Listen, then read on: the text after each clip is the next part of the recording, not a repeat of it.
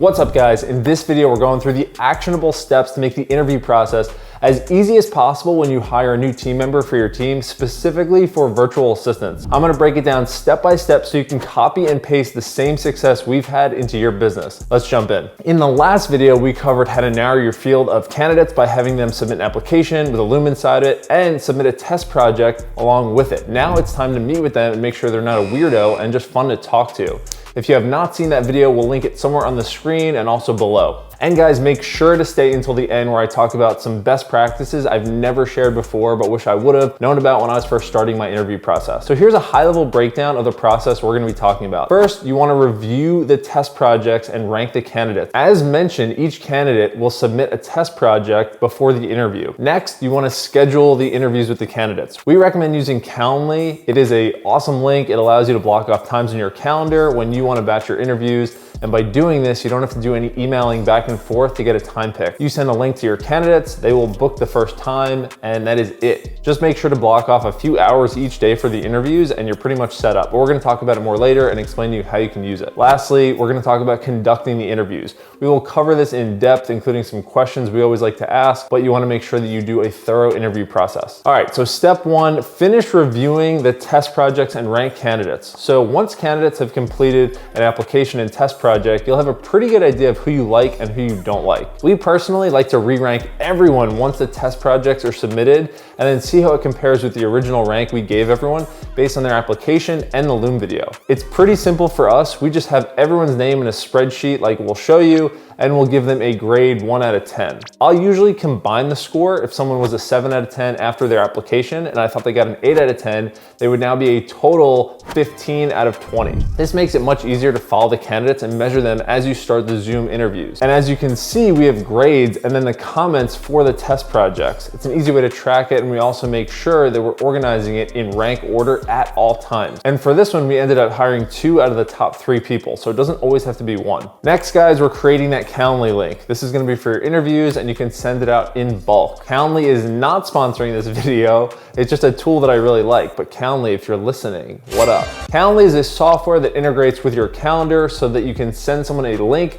then they can see the times you're available, they can book those times to chat, and then it's just easy for everyone. You don't have any back and forth scheduling, and you'll see who applies first and who gets scheduled first. What we do is we will send one email with everyone that's left in the pool. We will just BCC all their names. By doing that, we only have to send one email and they can't see each other's email or whoever else is left in the process. Be on the lookout for this. It almost always works out this way. The people who schedule the interview first usually end up being the best people. It's because they want it more than the other people and they're trying to take action. So be on the lookout for who schedules the interviews first. We usually hold interviews in the mornings when we're hiring, so we'll block off something like 9 to 11 on Monday or Tuesday, and then we'll hold 3 to 4 interviews a day consecutively. That way we don't have too many in one day and can't get people mixed up, but also can get it done pretty quickly and efficiently. Next, part 3, conducting the interview. What are the questions to ask? What do you actually want to do during the interview? So the interview is important, but if you think about it by the steps we've taken so far, by the time you actually have the interview,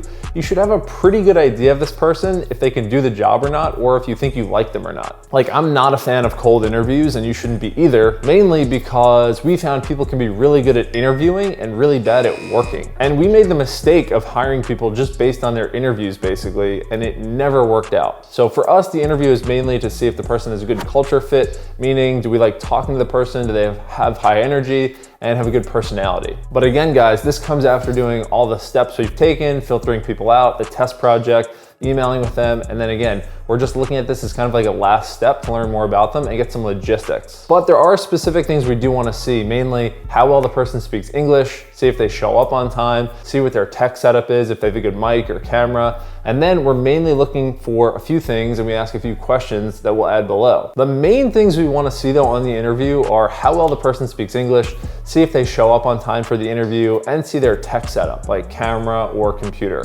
These are the main things we look for. Typically, we will ask a few questions and we'll add those below and we'll link out the sheet below. But one tip I would have known at the beginning when I was first starting was to record all the interviews. So those are the main things we're looking for, but I'll usually ask a few questions like these. One question I really like is, what is your last boss or manager gonna say about you when we speak to them? This is good because it makes them think, okay, this person's actually gonna talk to my last manager, but also it's good because we can hear a different perspective that they can kind of envision in their minds. And based on the way that their last manager might talk about them, we can learn a lot about this person. I also usually like to ask, what was the best and the worst part of your last job? This is a really good way to see what they complain about or don't like doing, but also where they feel their time is best served or what they really enjoy doing.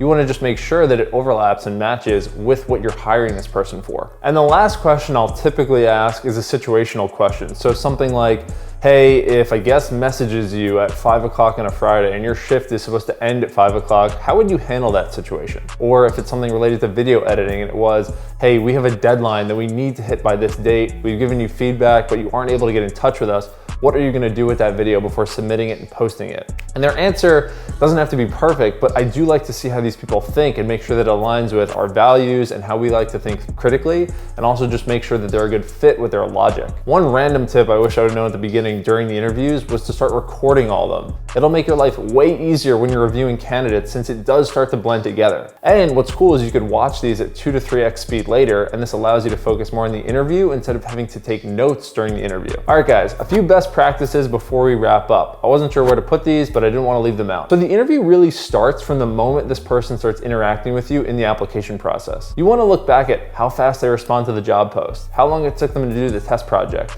when the interview starts, did they show up early or on time for the interview?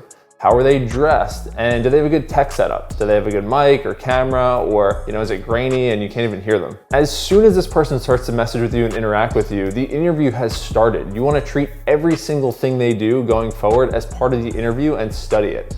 For example, how fast are they responding? If this is a customer service role, you want them to be responding really fast. Are they sending you things like a thank you email? We track this. We want to know who's very courteous and hospitable and wants to go above and beyond. If someone doesn't do this, it doesn't mean they're not going to get the job. It just means they're not standing out compared to the other people that do. All of these actually matter a ton because they're showing you what it's going to be like when you start working together. As we talked about before, interviews are just interviews. You want to get as best a preview as you can what it's like working with the actual person. Another thing that's really important, don't be afraid to ask difficult questions in the interview, but don't be too aggressive. There's a fine line, you'll learn it after 1 or 2 interviews, but Philippine people sometimes get shy, and if you push too hard, they'll be very uncomfortable. But on the other side of the coin, there are some things you need to hear them say and see if they're gonna be a fit in your company. All right guys, that's it. In the next video, we're gonna go over the onboarding process and how to make sure the person you're hiring gets off to a great start working with you. Again, guys, we'll have a link to our favorite interview questions below. And if you got any value out of this video, please make sure to like and subscribe. And we will see you on the next part when the series drops next week again.